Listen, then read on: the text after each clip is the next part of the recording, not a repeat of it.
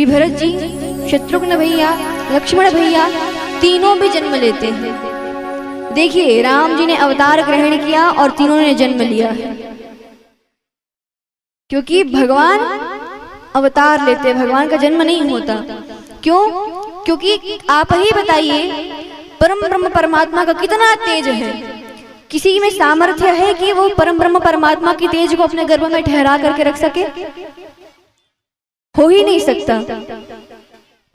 प्रभु श्री राम अवतार ग्रहण करते, वशिष्ठ जी समय आने पर नामकरण करते हैं, यज्ञ पवित्र संस्कार होता है और जाकर गुरुकुल में पढ़ करके सारे भैया थोड़े समय के पश्चात आते हैं।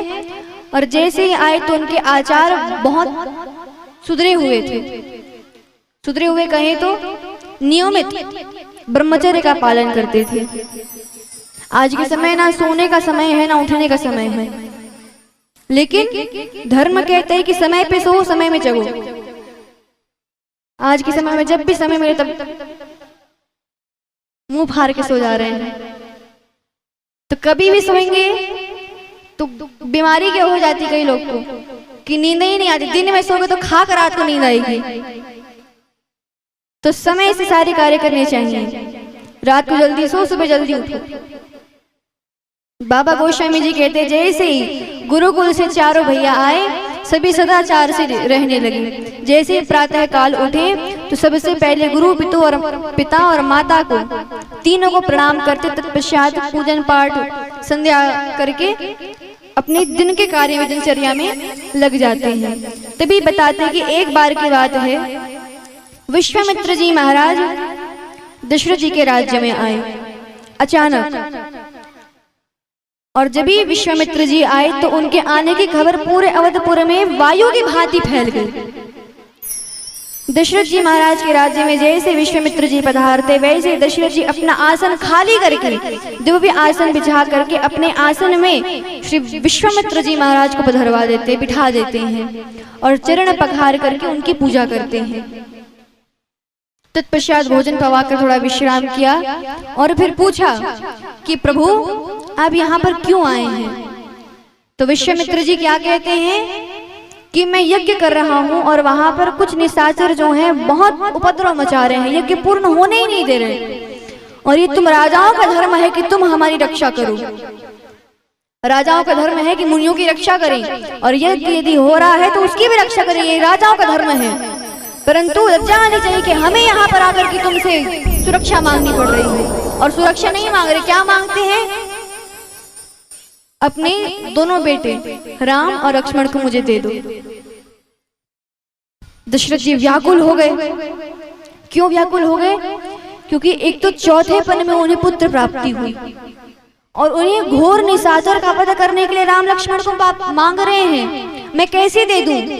गोस्वामी तुलसीदास जी महाराज कहते हैं कि दशरथ जी महाराज श्री विश्वामित्र जी से कहते हैं क्या? मेरे प्राणनाथ सुत दो, मेरे प्राणनाथ सुत दो, तुम मुझे पिता न दो, तुम मुझे पिता न दो।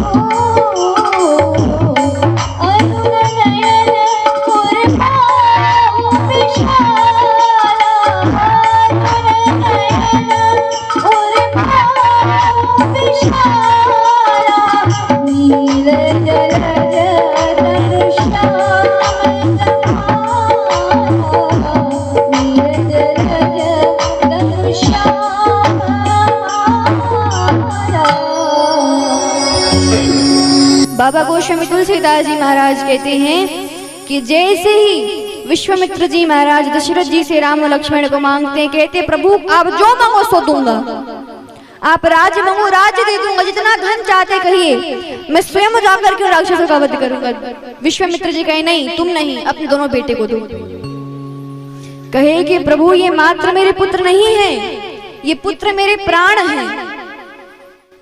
परंतु बहुत समझाने के पश्चात वशिष्ठ जी समझाते हैं, तभी विश्वामित्र जी महाराज को दशरथ जी अपने दोनों पुत्र को बुला करके देते हुए क्या कहते हैं कि नाथ मेरे प्राण नाथ सुत दो, ये दोनों बेटे दोनों सुत मेरे प्राण हैं। और हे विश्वामित्र जी, हे मुने, आज के बाद तुम मुनि पिता आन नहीं को, आज से आपके सिवाय इनका पिता और कोई नहीं है। ऐसा क्यों कहते कि आपके सिवाय कोई पिता ही नहीं है? दशरथ जी उनके पिता है ना, राम और लक्ष्मण के पिता कौन है? दशरथ जी। परंतु दशरथ जी ऐसा क्यों कह देते हैं कि आज से आप ही इनके पिता हैं?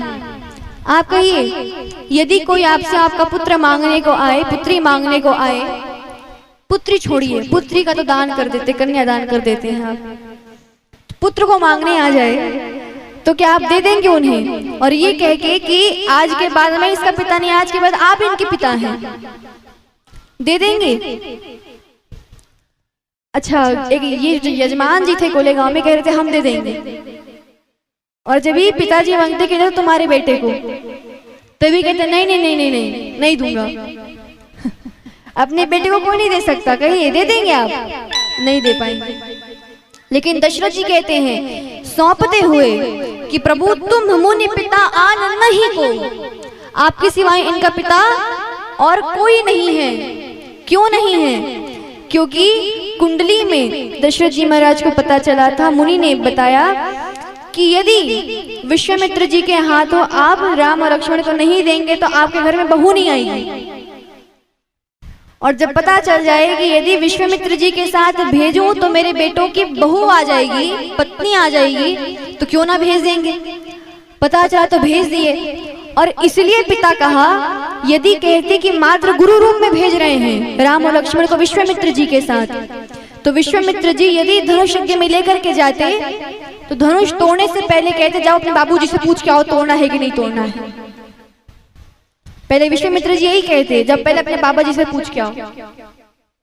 लेकिन जब ही कह दिया कि आज से आप इनके पिता हैं, इसका मतलब कि यदि आप इनके पिता हैं तो पिता आज्ञा दे सकता है कि उनका पुत्र धनुष तोड़े कि नहीं तोड़े, क्योंकि ये गृहस्थ वाला कार्यक्रम है, विवाह वाला कार्यक्रम है, मुनि का इनसे क्या लेना देना। लेकिन क्योंकि राम और लक्ष्मण अब विश्वामित्र जी के पुत्र हैं, विश्वामित्र जी उनके पिता समान हैं, पिता ही हैं, इसलिए कहा कि जाओ राम और जाकर के धनुष तोड़ दो, अधिकार से कहा। प्रभु श्री राम को विश्वामित्र जी महाराज लक्ष्मण जी के साथ लेकर के चले गए। अभी देखिए विश्वामित्र जी क्लियर नहीं है कि ये दोनों ब्रह्म, राम जी ब्रह्म हैं। क्यों? क्योंकि उन्हें पता नहीं ना, उन्हें बस सुनाई पड़ा है कान में कि ब्रह्म है। लेकिन अभी जब तक स्वयं से ना देखे तब तक उन्हें तसल्ली नहीं होगी, तो लेकर के चले गए। अब बीच बीच में राम जी उन्हें फंसाने के लिए ऐसे ऐसी लीलाएं करेंगे। कैसी लीलाएं? जैसे थोड़े आगे पहुंचे वैसे ही राम जी और लक्ष्मण जी दोनों रोना शुरू कर दिए। क्यों? हमें घर जाना है, घर की याद आ रही है, रोना शुरू कर दिए। क्यों? विश्वामित्र जी को फंसाने के लिए। विश्वामित्र जी महाराज सोचे अरे बाप रे, मैं किसी सही में राजकुमार को तो उठा करके नहीं ले आया। ब्रह्म कभी अपने घर के लिए रोता है? इसीलिए कहा कि नहीं, फिर भी कसौटी पे उतारने के लिए आगे आगे चलते हैं। और आगे आगे आगे आगे जाने लगे, तभी भगवान श्री राम और उन्हें फंसाने लगे। भूख लगी है। राम जी जैसे ही सामने पहुंचे तो कहते हैं प्रभु भूख लगी है। अब मुनि कहां से कुछ खाने को लाए उनके लिए? वैसे राम जी को भूख लगी, भूख हमें भी लगी है। पता नहीं आज कथा करने बैठे, साथ ही साथ भूख बड़ी जोर से लगी है। इधर भंडारे से खूब अच्छी खुशबू आ रही है। राम जी कहते भगवान गुरुवर भूख लगी है, तो कहे क्या खवाएं। अब जैसे जैसे आगे बढ़ रहे हैं तभी देखा कि सामने से ताड़का आ रही है। ताड़का को पता था कि विश्वामित्र जी महाराज किसी को लेने जा रहे हैं। किसको लेने जा रहे हैं? ताकि उसका कोई वध कर सके। और जैसे ताड़का दौड़ती दौड़ती दौड़ती दौड़ती आई, विश्वामित्र जी महाराज कहते हैं कि राम मार डालो इसे। लक्ष्मण जी निकालिए बाण, मार दूंगा इसे। तो राम जी कहते हैं नहीं नहीं, हम अबला नारियों पर हथियार नहीं चलाते हैं। विश्वामित्र जी ने कहा मार डालो, काहे कि अबला नारी है। अबला नारी नहीं, सबकी बला बन करके बैठी है, मारो इसे। भगवान श्री राम वैसे बाण निकालते और जो मारा तुरंत की तुरंत ताड़का पृथ्वी पर गिर गई, वैसे ही प्राण छूट गए। एक बाण में उसके प्राण निकल गए और जैसे उसके प्राण निकले तो उसके शरीर से एक ज्योति निकली जो प्रभु श्री राम के दाएं पांव के अंगुष्ठ में जाकर के सम्मिलित हो गई। जैसे विश्वामित्र जी महाराज देखते हैं कि ताड़का के अंदर से उसकी आत्मा, उसकी ज्योति निकल करके भगवान श्री राम के दाहिने पांव के अंगुष्ठ में प्रवेश कर गई, तब उन्हें तसल्ली हुई कि अब ये ब्रह्म है, क्योंकि यह सामर्थ्य ब्रह्म के सिवाय और किसी में नहीं है। अब आगे जाते जाते जाते जाते बला और अति बला नाम की दो विद्याएं प्रदान करी राम और लक्ष्मण को। वो दोनों विद्याएं कैसी हैं कि ना भूख लगे ना प्यास और हमेशा तरोताजा रहे। ऐसी विद्या कि कुछ ना खाए कुछ ना पिए उसके बावजूद भी शरीर में तेज संपन्न रहेंगे, शक्ति रहेगी, ऐसी विद्या प्रदान करी।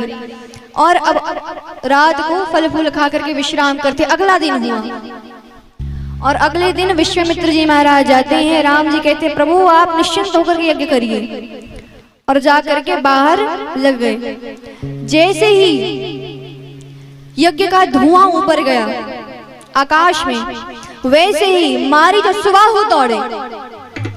जैसे मारीच और सुबाहु आए तभी राम जी कहते क्या, सुनी मारीच ने साजर को भी, सुनी मारीच ने साजर को भी, ले सहाय भावा मुनि तो, ले सहाय भावा मुनि तो, बिनु भरमान राम देहि मारा, बिनु भरमान राम देहि मारा, सतजोजन का सागर पारा, सतजोजन का सागर पावा, पावक सरस बाहु मुनि मारा, पावक सरस बाहु मुनि मारा, अनुजन सागर कटक सुधारा, अनुजन सागर कटक सुधारा, मारिया सुरगन ने आए बताई। ध्वंस जो करे उनका विध्वंस करना हमारा धर्म है, ऐसा कहते ही बिनु फर बाण राम ते मारा। बाण निकाले और उसका फर हटा दिए।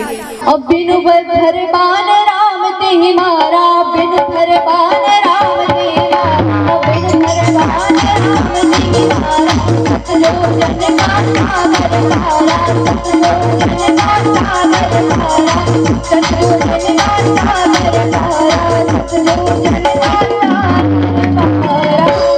बाबा गोस्वामी जी कहते हैं भगवान श्री राम ऐसा कहते ही बाण से फर निकालते हैं और जो मारीच को मारा 100 योजन दूर समुद्र के किनारे जाकर के पड़ा। और इसे फर लगा कर क्यों बाण नहीं मारा? क्योंकि यदि अभी ऐसे बाण मार देंगे तो मर ही जाएगा, और मर गया तो फिर आगे सोने का हिरण कौन बनेगा? और सोने का हिरण नहीं मतलब लंका दहन नहीं, और लंका दहन नहीं मतलब रावण मरण नहीं। इसीलिए बिना फर का बाण मारते हैं। और उसके बाद जैसे ही सामने सुबाहु खिलखिला करके दौड़ा, मेरे भाई को मारा तूने। जैसे ही सामने आया बाबा गोस्वामी जी कहते हैं सुबाहु को कैसे मारा? कहा पावक सरस बाहु मुनि मारा, पावक सरस बाहु मुनि मारा, अनुजन सागर कटक सुधारा, अनुजन सागर कटक सुधारा, पावक सरस बाहु मुनि मारा, अनुजन सागर कटक सुधारा, अनुजन सागर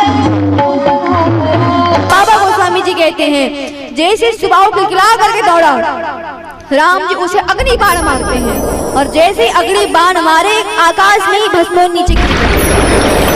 इधर जितनी निशाचरी सेना आई थी उन सभी का एक ही बाण में लक्ष्मण जी उद्धार कर दिए, मार डाले सभी को एक ही बार में। इस प्रकार से यज्ञ सफल होता है। कैसे? अब निशाचरी का यज्ञ सफल हो गई, ना रहे बांस ना बजे बांसुरी। जब निशाचर ही नहीं है तो फिर यज्ञ कैसे विध्वंस होगा? अभी यज्ञ पूर्ण हुआ। यज्ञ पूर्ण होते कुछ समय वहां पर विश्वामित्र जी के आश्रम में प्रभु श्री राम और लक्ष्मण रहते हैं। कुछ समय के पश्चात विश्वामित्र जी के आश्रम में धनुष यज्ञ की पत्रिका आती है, धनुष यज्ञ में आमंत्रण के लिए कि आप पधारिए विश्वामित्र जी। कोई भी आशीर्वचन हो, देखिए कोई भी राजघराने के लोग हों तो वहां पर यदि विवाह का प्रसंग हो तो मुनियों को बुलाया जाता है, सब ऋषियों को बुलाया जाता है। क्यों? वो आएंगे तो आशीर्वाद देंगे, और यदि मुनियों का आशीर्वाद मिल गया तब तो फिर बिल्कुल गृहस्थी सुचारू रूप से ही चलेगी। इसीलिए मुनियों को बुलाया गया। मुनि कौन? विश्वामित्र जी महाराज। विश्वामित्र जी जाने से पूर्व, अब क्योंकि आमंत्रण आया है तो जाना तो पड़ेगा ही, इसीलिए विश्वामित्र जी सोचते हैं यहाँ पर राम ने मेरा यज्ञ सफल कर दिया आकर के, क्यों ना इसी राम को मैं लेकर के जाऊं और वहां पर जाकर के धनुष यज्ञ को भी राम सफल करा दे। इसीलिए विश्वामित्र जी श्री राम से कहते हैं, क्या कहते हैं? सब मुनि सादर कहा बुझाई, सब मुनि सादर कहा बुझाई, चरित एक प्रभु देखिए जाई, चरित एक प्रभु देखिए जाई, धनुष